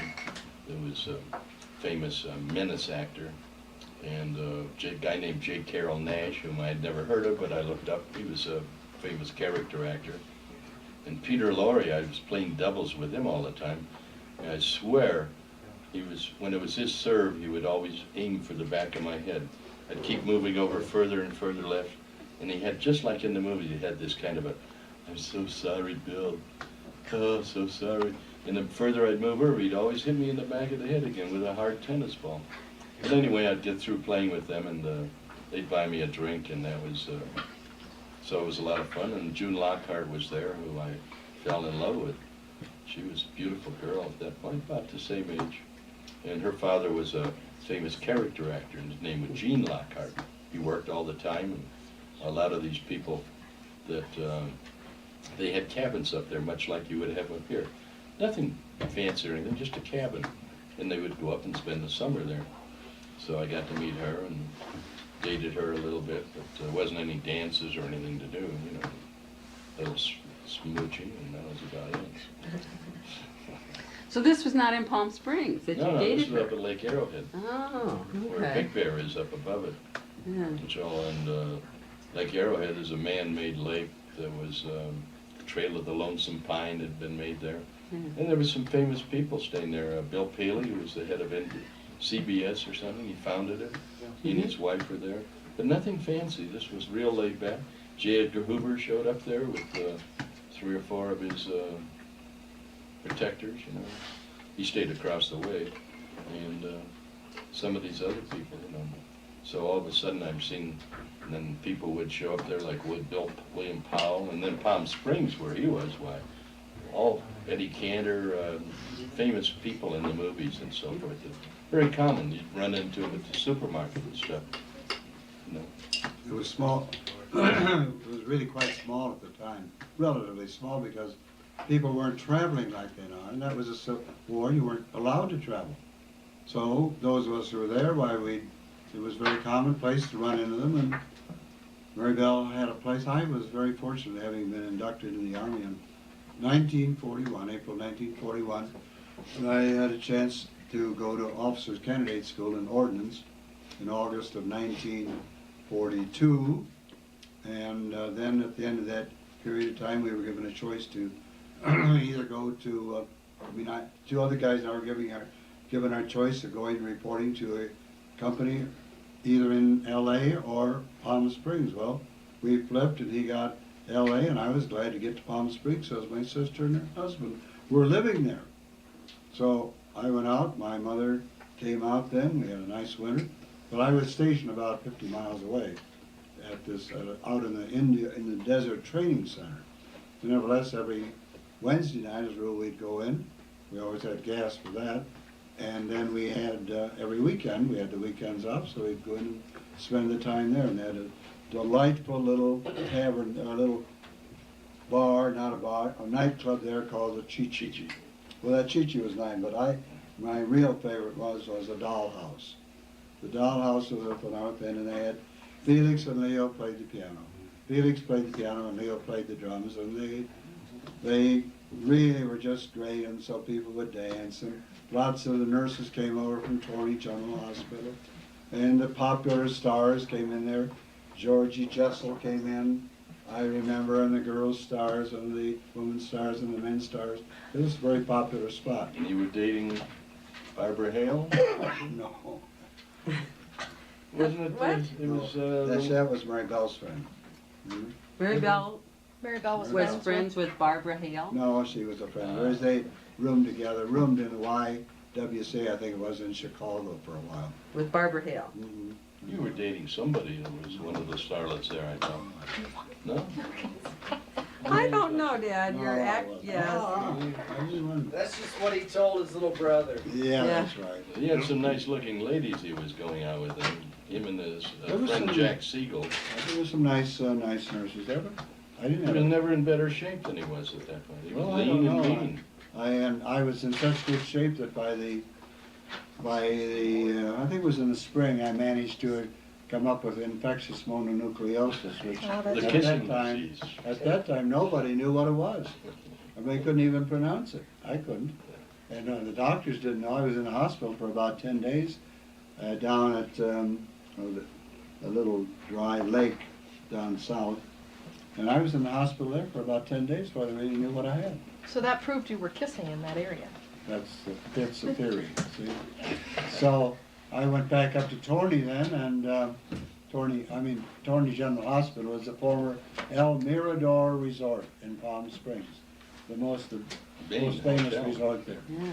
And that was where Pete was stationed there, and had a lot of good officer club dances. And then I was sent in there for about 10 days and went into a cabin out there, a little lodge out in the thing to recover. And of course I could go at night, and just so as long as I was in by midnight. So it wasn't too tough, but I finally had to go back to work with my company.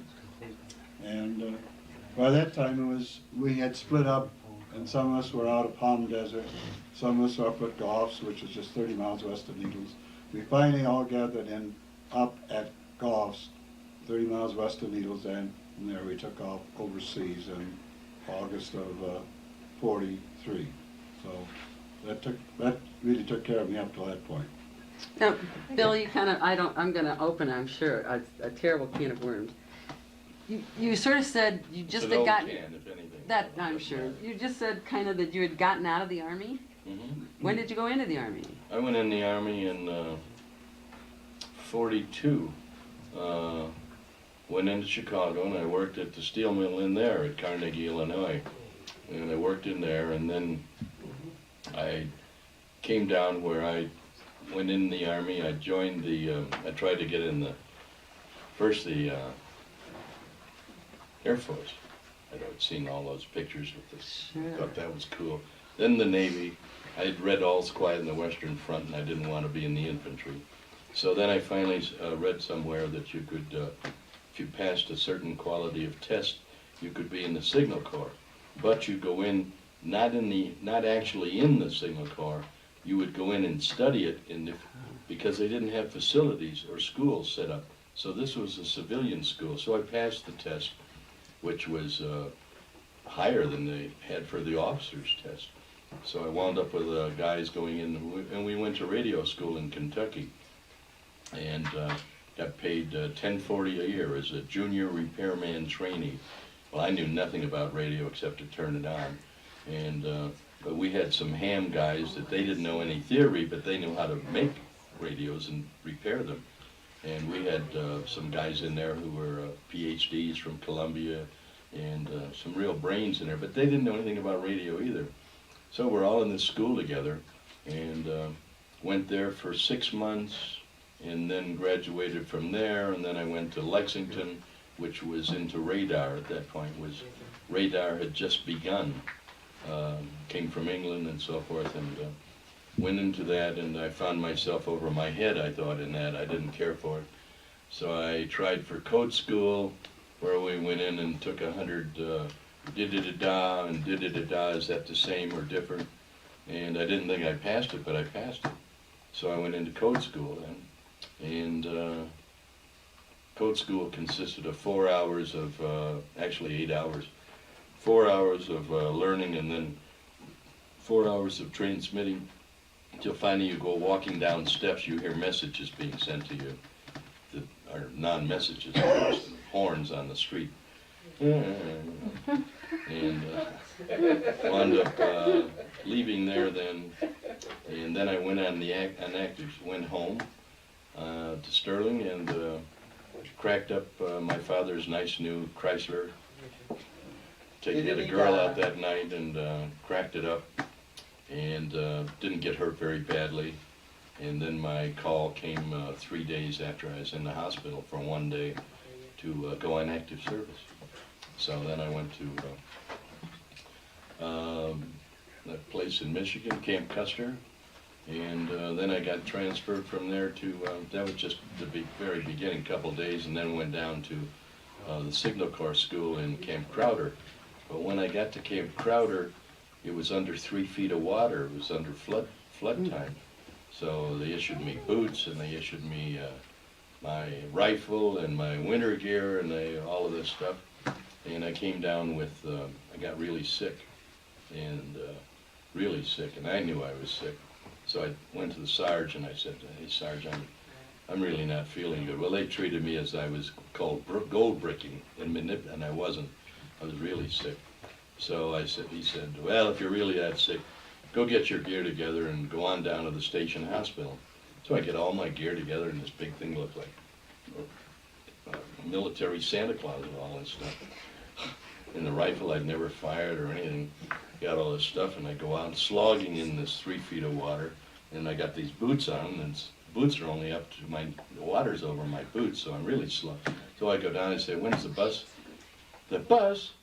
He said, "Just get going, walk down." It was about 1.5 miles down to the hospital. By the time I got to the hospital, I conked out. I was in a coma for about 30 hours, came to, and I'm in a chest ward with about 40 guys. So the sergeant, the captain, the doctor, he'd come in, he'd start on this side, and I was on the other side, and all of us that were able, we'd stand up in front of the bed, right? So I noticed these guys, so I didn't like the way that, I didn't want to, I was ready to die for the country and everything, but I didn't like the way they were treating me.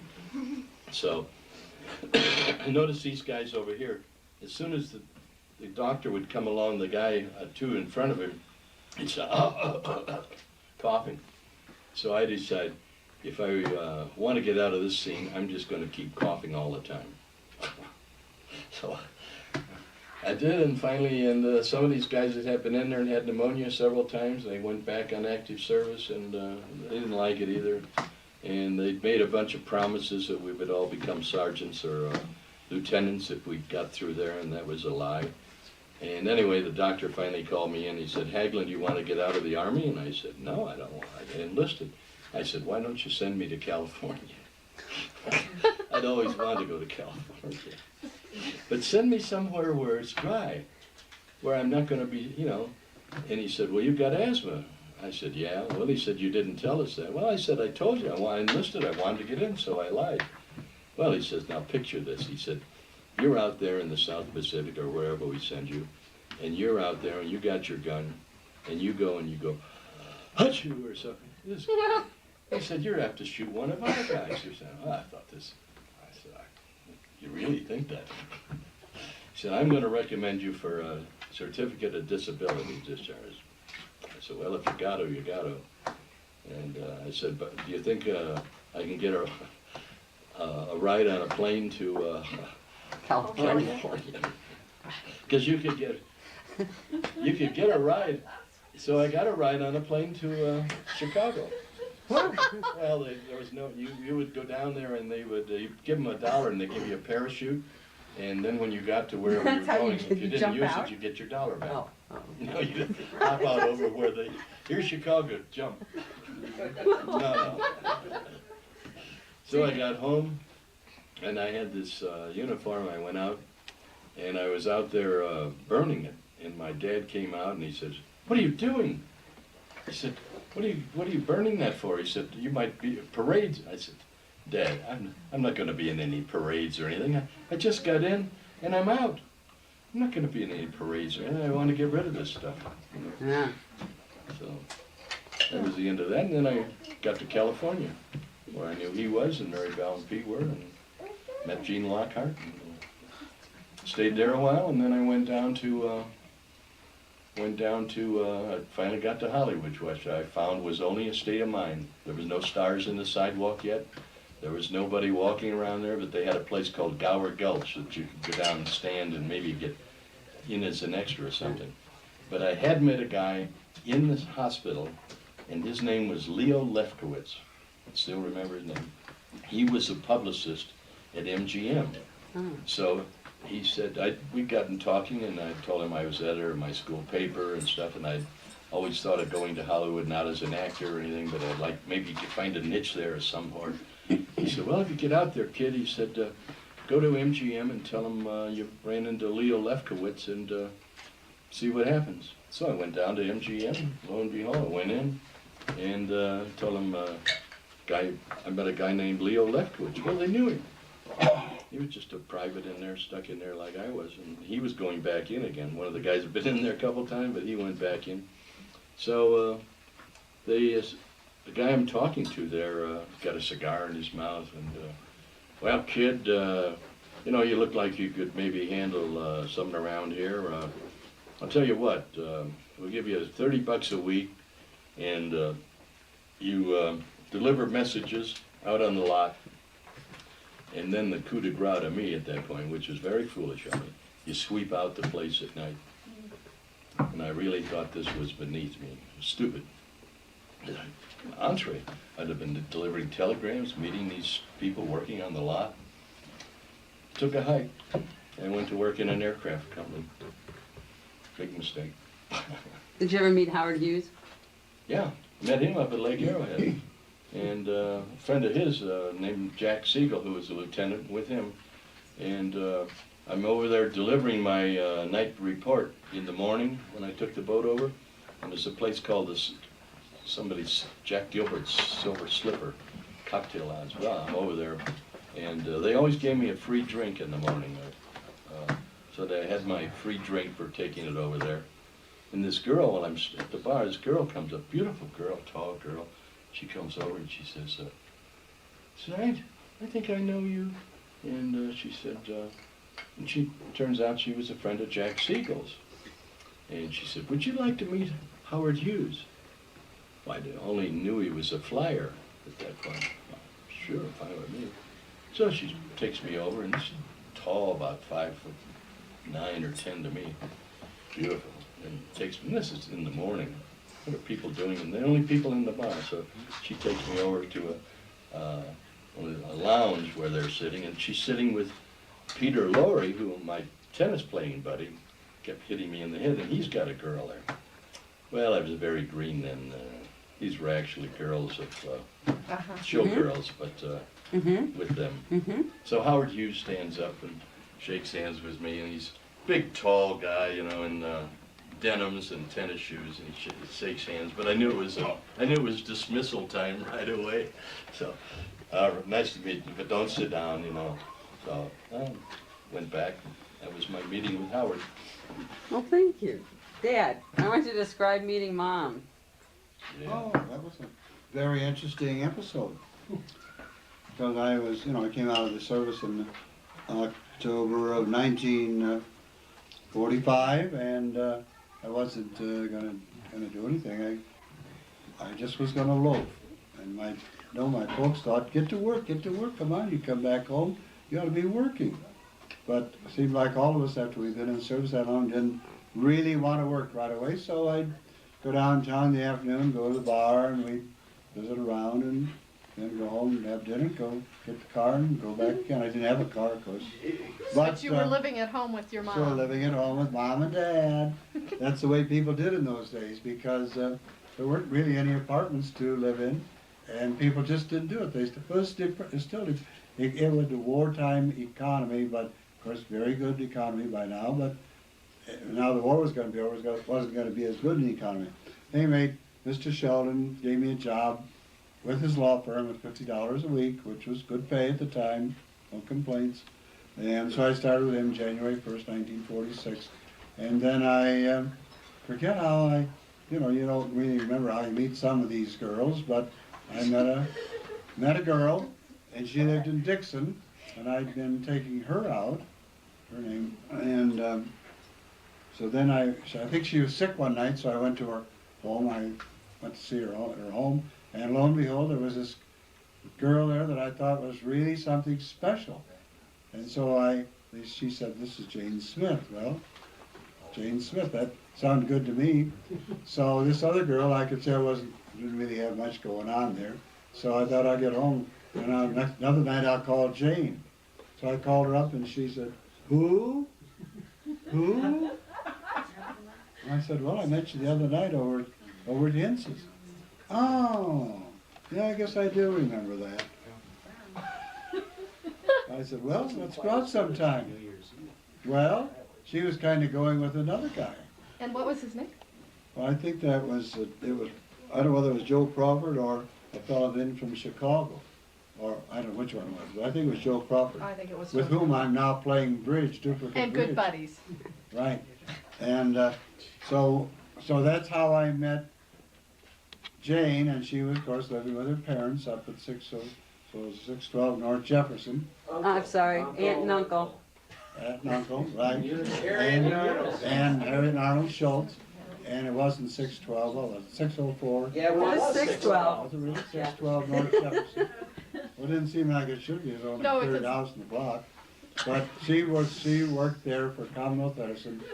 And so we had one date, and we had another date, and then it was getting right on to Christmas time. And I wanted her to go to a dance.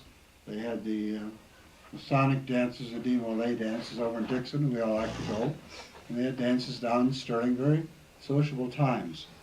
So I asked her to go. She said no, she couldn't go because Joe had asked her to go. So I said, well, I understand that. So I talked to her good friends that really kind of got me. She had good friends of hers and then became good friends of mine. The lady just died.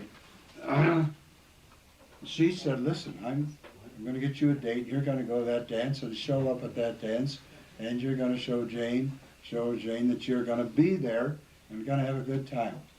So I took this girl that I'd never met, blind date, took her to the dance, and I think they were both in the ladies' powder room, and this girl says, this guy I'm with, this blind date, all he does is talk. Talk. Jane says, well, if you had any sense, you'd listen to him to what he's saying. And I think that kind of did it.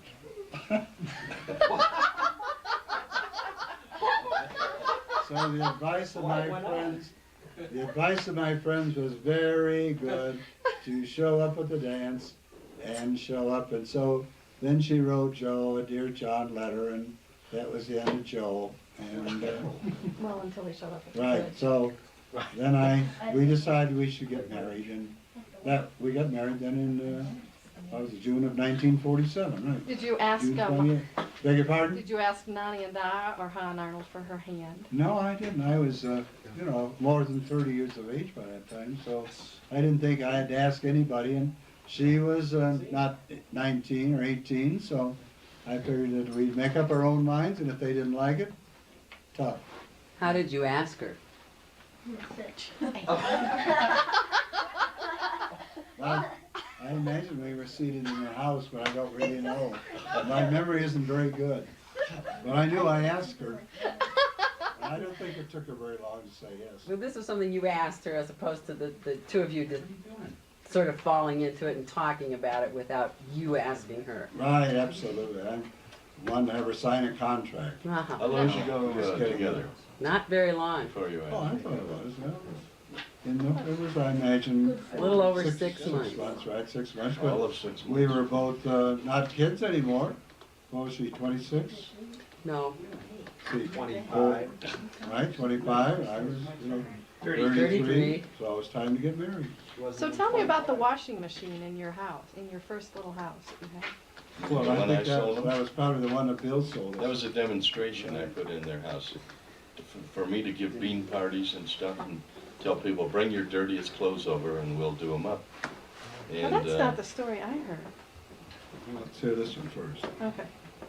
this was in the house you had on West Lefevre? The little West green- 15th, no, West 15th, I think. No, that little tiny house. Yeah, the little first tiny house. house. Oh, the The house house that little you house. bought and she had never seen. Yeah, that one, yes, that How'd little she house. like that one? Well, she came to liking it. That was the case with all our houses.